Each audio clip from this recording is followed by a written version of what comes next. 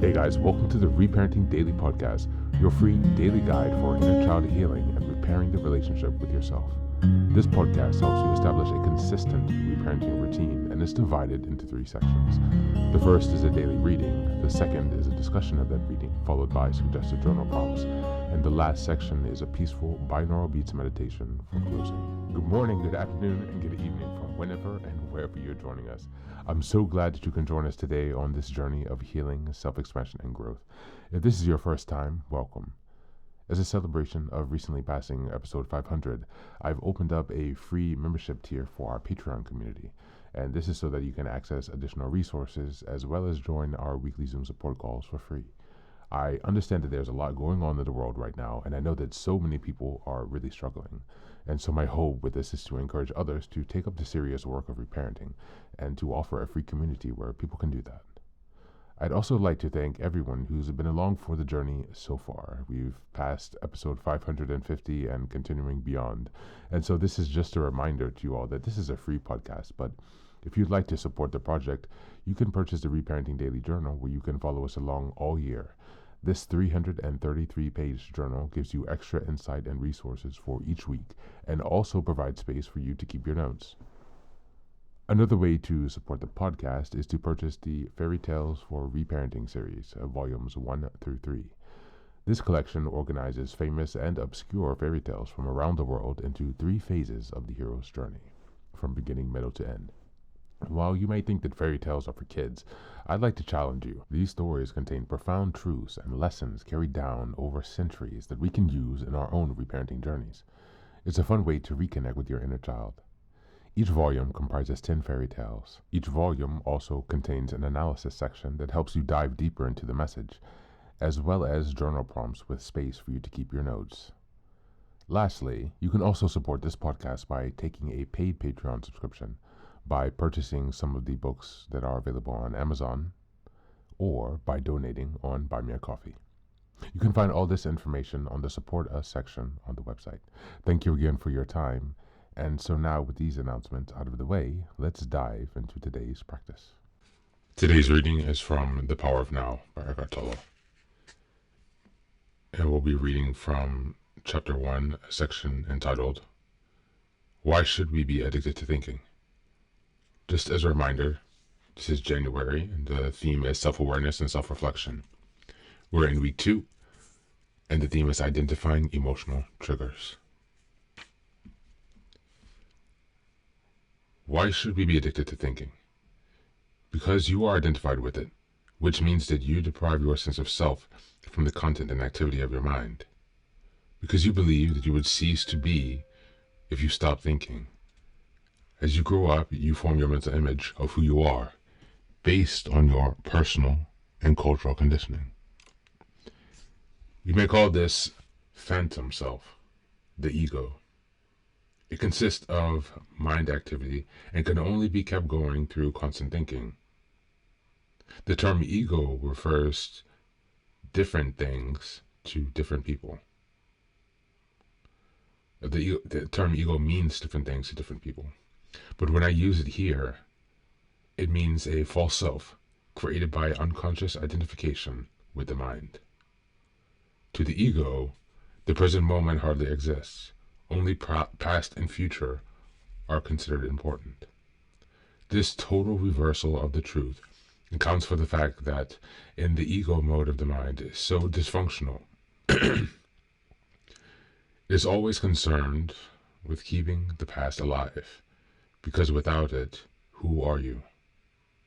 It constantly projects itself into the future to ensure its continued survival and to seek some kind of release or fulfillment there. It says, one day, when this, that, or the other happens, I'm going to be happy, at peace. Even when the ego seems to be concerned with the present, it is not in the present that it sees. It misperceives it completely because it looks as though the eyes of the past would reduce the present to a means of an end that always lies in the mind-projected future. Observe your mind, and you'll see that this is how it goes. The present moment holds the key to liberation, But you cannot find the present moment as long as you are your mind. Thank you. And that's the reading for today.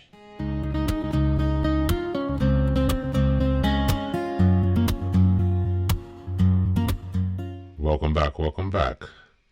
Now, addiction to thinking, as described in the reading, highlights the ego's tendency to derive identity and self-worth from constant mental activity.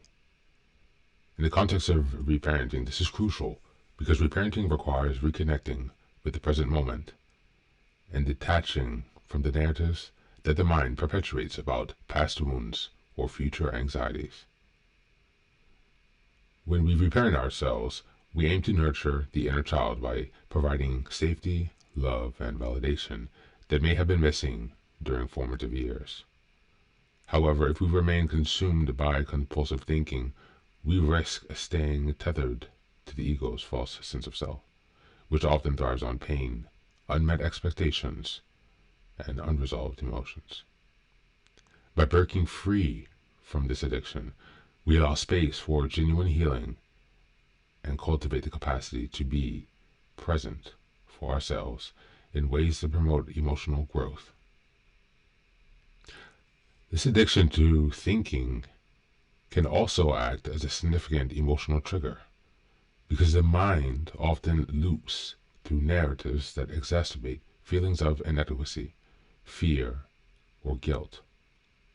The ego's fixation on past events and future outcomes can intensify emotional distress, creating a self-perpetuating cycle of pain. For example, unresolved childhood experiences may resurface through stories we repeatedly tell ourselves, reinforcing our sense of unworthiness or lack of safety. This mental chatter can overwhelm the nervous system and make it difficult to access the present moment, where true healing and self-compassion reside. Recognizing and addressing this addiction to thinking is essential in breaking from these triggers and learn how to respond to emotions with greater awareness and care. As we go into the journal prompts today, number 1, explore your mental patterns. What are the recurring thoughts or narratives my mind tends to focus on? And how do these shape my sense of self? How might these patterns be tied to past experiences or unmet needs from my childhood? Number 2, reconnecting with the present moment. What does it feel like when I am fully present in the moment? How can I intentionally shift my attention away from compulsive thinking to connect with the here and now? And number 3, nurturing the inner child. What does my inner child need to feel safe, loved, and validated right now? How can I show up for myself in the present moment without being distracted by the ego's stories of the past or future? That's it for today. As always, thanks for being here. Be well.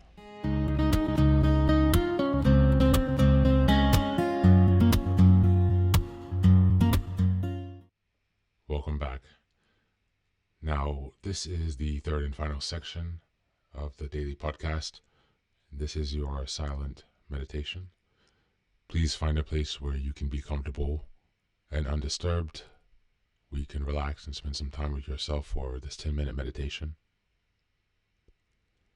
You can choose to be sitting, standing, lying, whatever makes you comfortable today. Listen to yourself. And next, be sure that you're taking some time to be with your breath, to connect with your body. Don't be disturbed by your thoughts. Allow them to pass and just observe. Do not engage. And use this time to connect with yourself, whatever time of day you're listening to this. Namaste.